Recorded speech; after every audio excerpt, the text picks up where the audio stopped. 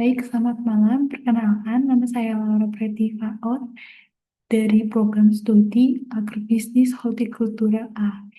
Baik, di sini saya akan menjelaskan terkait buku besar. Karena sebelumnya sudah membahas tentang jurnal umum, nah kita akan masuk di buku besar yang mana kita akan merekap data-data yang ada di jurnal umum. Oke, langsung saja kita masuk ke buku besar harta. Nah, di buku besar harta sendiri itu ada buku besar kas, buku besar perlengkapan, peralatan, dan seterusnya. Nanti saya akan menjelaskan satu persatu. Di sini akan membahas terkait buku besar kas terlebih dahulu. Oke, di sini ada PT Maju Jaya buku besar kas April tanggal 17, April tahun 2017. Oke, di sini ada nama akun. Nah, nama akunnya tersendiri itu adalah kas. Untuk mempermudah kita mencari nama akun, kita tinggal membuat seperti ini. Nah, sudah ada list-listannya. Bagaimana membuat list-listan ini? Yaitu dengan cara kita ke kas, pencet kas, terus kita ke data. Setelah ke data, kita ke bagian sini, ke data validation. Oke, di data validation ini di bagian allow-nya cari list. Dan di bagian scores-nya kita mencari seperti ini semuanya. Kita ulang dari pertama ya. Sama dengan nama akun dari sini. Harta, pasif, CTRL, background sampai bawah sekali. Kenapa sampai bawah banget nih, nggak sampai yang tadi tabel terakhir? Karena ketika kalau ada data nama akun baru mu- muncul gitu, dia sudah terdata di bagian sini, di bagian list-listannya nanti. Terus kita pencet enter. Nah, jadi, ya ketika tadi ada nama akun yang muncul, maka di bagian list-list ini juga akan muncul. Ini sangat mempermudahkan sekali.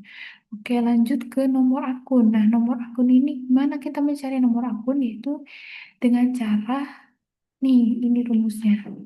Atau ulang dari pertama. Sama dengan fill lookup. Nah, udah ada fill lookup dalam kurung.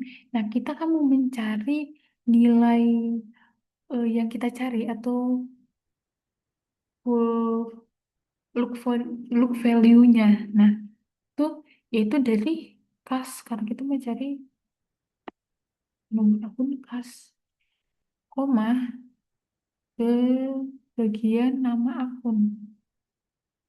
Nah, di nama akun ini, tunggu ya, bagian nama akun ini kita dari nama akun, kita shift CTRL ke samping, terus kita backdown sampai bawah. Oke, terus koma. Nah, kita ketik dua. Kenapa kita ketik dua? Karena eh, kolom indeks yang kita cari itu ada di nomor dua.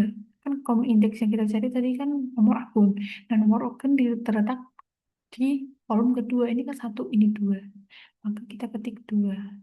Terus koma lagi, terus ketik false. Nah, false. Nah, maka akan muncul nomor akun. Oke, ini nama akun dan nomor akunnya sudah ada ya. Sekarang kita ke bagian sini. Nah, agar mempermudah dan mempercepat kita untuk memisahkan ini, ada cara yang gampang daripada kita harus kayak melihat ke jurnal. Oh, kas di tanggal 1, terus kita ketik lagi tanggal 1 sini, nomor akunnya. Itu sangat meribetkan diri. Ada cara yang lebih mudah. Ini karena di bagian kas udah saya isi, kita pergi ke bagian perlengkapan saja. Untuk nama akun, perlengkapan, dan nomor akun, caranya juga sama seperti yang ada di kas ya. Kita lanjut ke bagian sini, pendatanya. I- Caranya itu kita pencet ini, kolom yang di bawah tanggal, kita ke bagian data, terus ke advantage. Nah, di bagian list range-nya ini, kita hapus dulu ya, biar biar mempermudah. Nah, kita ke jurnal umum. Dari jurnal umum kita ke tanggal, pencet tanggal ini, shift, Ctrl, kita ke samping, terus kita back down sampai bawah.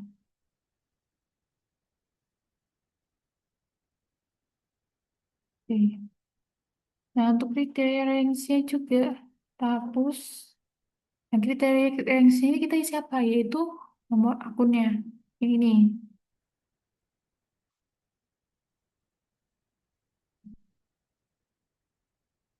Ini ya. Oke. Terus copy to another relation. Nah, copy to another relation itu kita hapus lagi. Kita isi dengan ini kenapa ya kita geser-geser. Di bagian sini harus diperhatikan dengan teliti, takutnya nanti salah menginput, nanti datanya bisa tidak valid atau salah data. Nah, di bagian copy to itu kita di sini tanggal, shift Ctrl, kita ke samping, terus kita pencet oke. Nah, maka akan muncul di sini pada tanggal, di perlengkapan pada tanggal 2 Januari, tanggal 16 dan tanggal 22 itu adanya masuknya perlengkapan, dan pembayarannya melalui kok pembayar, dan itu berada di debit. Nah, untuk saldonya, kenapa bisa kenapa bisa dapat 1.900.000 ya, itu dengan ada rumusnya. Hmm. Jadi kita hapus ya dari pertama saja biar menjelaskannya. Nah, sama dengan sum di debit ini, kita sum, shift Ctrl, kita back down sampai bawah, tujuannya agar ketika nanti di bagian situ bertambah lagi, maka dia sudah terinput saldonya. Sama dengan sum, dikurang, tik sum lagi. Nah, kredit dikurang kredit, jadi debit dikurang kredit.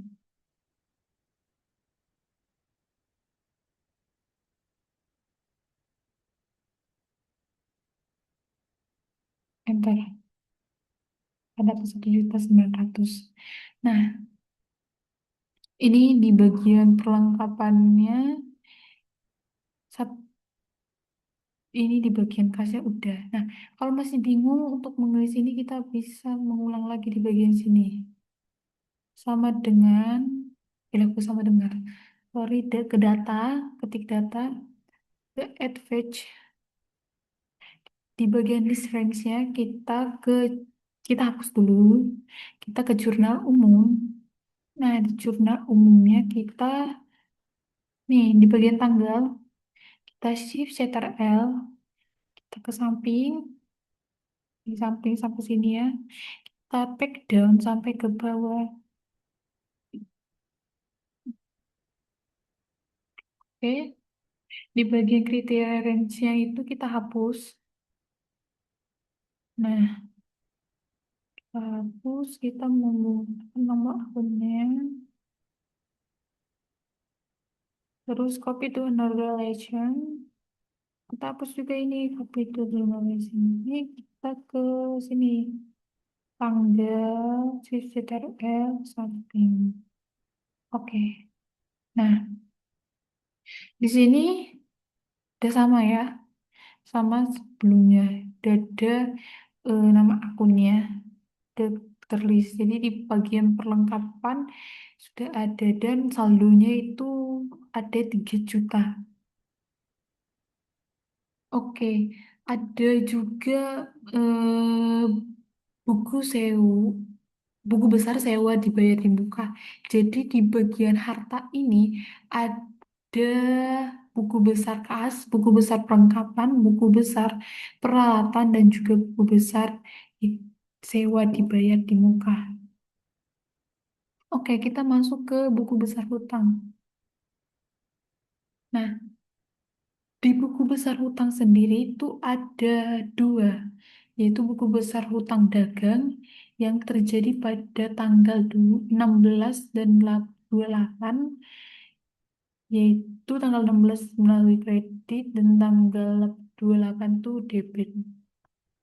Untuk cara-caranya tidak perlu saya jelaskan ulang lagi, saya akan memberitahukan saja di bagian buku besar apa saja yang ada di dalamnya.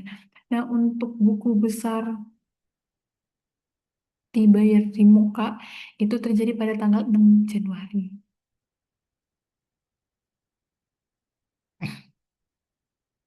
Terus kita masuk ke beban ekuitas. Nah, beban ekuitas ini juga ada dua, yaitu buku besar modal dan buku besar privé.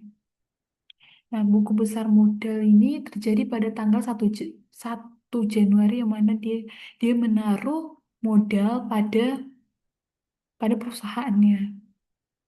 Nah, pada tanggal 23 Januari dia mengambil uang kas untuk keperluan pribadinya pada tanggal 23, terjadi pada tanggal 23 Januari. Terus untuk pendapatan. Nah, pendapatan ini cuma ada pendapatan usaha yang terjadi pada tanggal 5 Januari, 9 Januari, dan tanggal 27 Januari. Oke, kita lanjut ke beban buku besar beban. Nah, buku besar beban ini ada dua, yaitu buku besar beban utilitas. Untuk beban utilitas sendiri itu terjadi pada tanggal 20 Januari. Dan ada beban gaji yang terjadi pada tanggal 29 Januari. Untuk cara-caranya sama seperti cara-cara yang ada di buku besar harta ya. Ini agar mempermudah saja, mempercepat sih penjelasan. Oke, kita lanjut ke ah, beban buku besar HPP. Nah, di sini kenapa gak gak ada apa namanya? Gak ada ininya datanya karena salon itu karena salon itu tuh perusahaan jasa. Jadi dia bukan jual barang. Maka eh, semua biaya seperti kayak listrik, gaji, itu masuknya di beban, bukan di HPP. Nah, tapi kalau misalnya perusahaan itu misalnya bukan cuma jasa doang, tapi dia juga menjual kayak misalnya sampo, krim bat, vitamin rambut. Nah, itu juga bisa masuk atau muncul HPP-nya. Oke, sekian dari penjelasan saya. Selamat malam.